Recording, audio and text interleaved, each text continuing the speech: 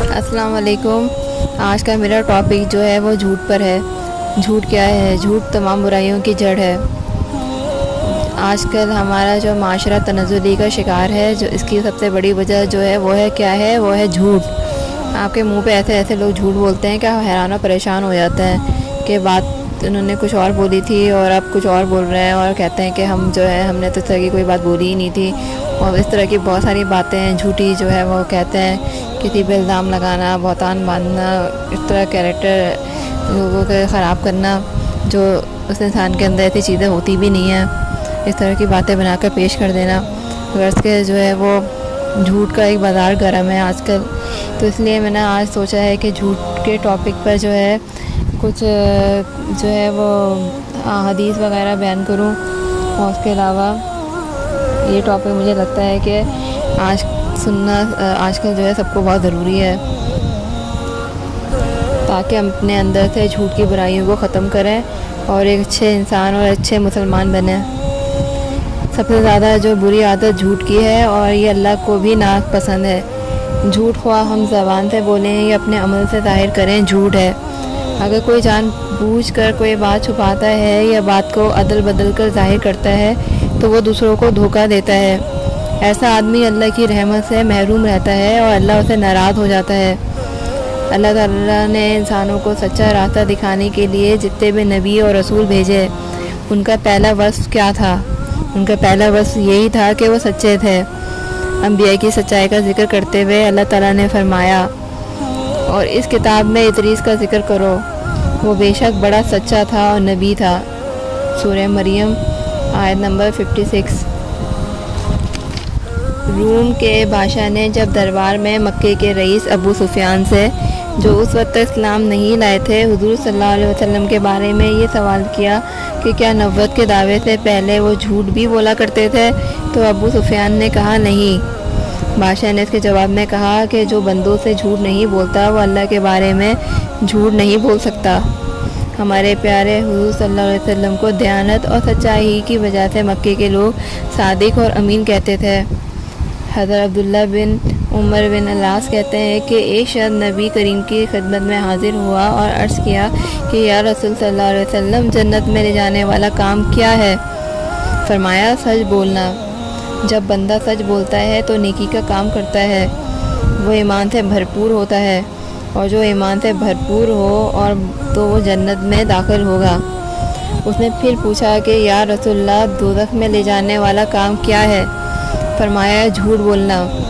جب بندہ جھوٹ بولے گا تو گناہ کا کام کرے گا، اور جب گناہ کا کام کرے گا تو کفر کرے گا، اور جو کفر کرے گا وہ دوزخ میں جائے گا۔ مسند احمد۔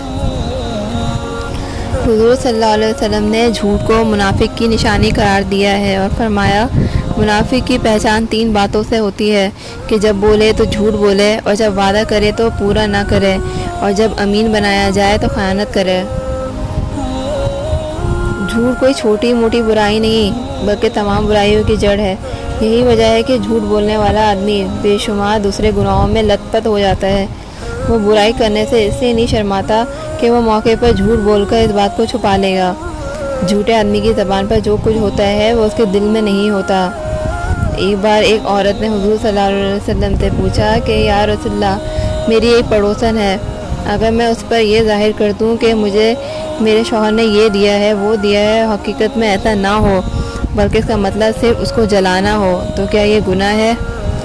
آپ نے فرمایا، جتنا نہیں دیا گیا اتنے کا دکھاوا کرنے والا جھوٹ کے 2 جامے پہننے والے کی طرح ہے۔ ابو داؤد۔ بعض اوقات والدین اپنے بچوں کو بہلانے کے لیے جھوٹے وعدے کر لیتے ہیں۔ وہ سمجھتے ہیں کہ بچے ان وعدوں کو تھوڑی دیر بعد بھول جائیں گے، مگر اسلام نے اس جھوٹ کی بھی اجازت نہیں دی۔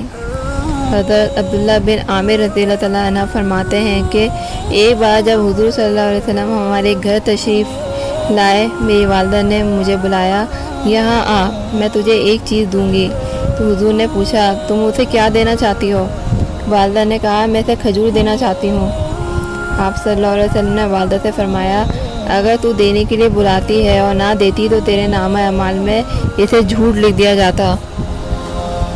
جھوٹ بولنا کسی حال میں بھی جائز نہیں ہے، نہ سنجیدگی کے ساتھ اور نہ کبھی مذاق کے طور پر۔ یہ بھی جائز نہیں ہے کہ تم میں سے کوئی اپنے بچے سے یا کسی سے بھی کچھ دینے کا وعدہ کرے اور پھر پورا نہ کرے۔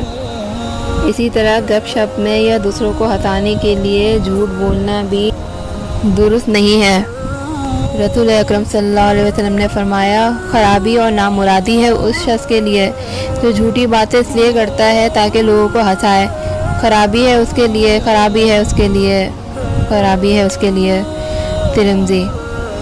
بعض لوگوں کے سامنے کھانے کے لیے جب کوئی چیز پیش کی جاتی ہے تو وہ تکلف اور بناوٹ سے یہ کہہ دیتے ہیں کہ انہیں کوئی خواہش نہیں، اگر ان کے دل میں اس کی خواہش موجود ہے تو یہ بھی جھوٹ ہے۔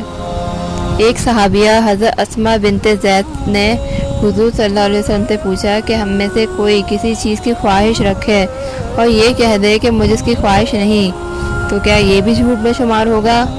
آپ صلی اللہ علیہ وسلم نے فرمایا، ہر چھوٹے سے چھوٹا جھوٹ بھی جھوٹ لکھا جاتا ہے۔ مسند احمد۔ جھوٹ کی ایک قسم یہ بھی ہے کہ آدمی جھوٹ سچ جو کچھ سنے اسے تحقیق کے بغیر دوسروں سے کہتا پھرے۔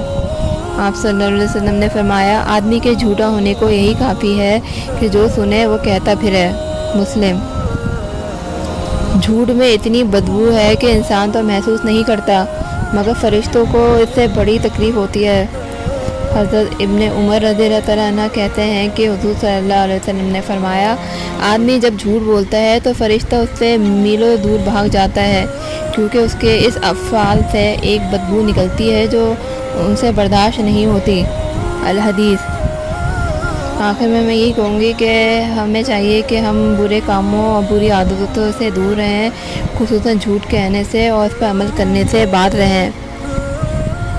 اب میں اجازت چاہتی ہوں۔ اللہ حافظ۔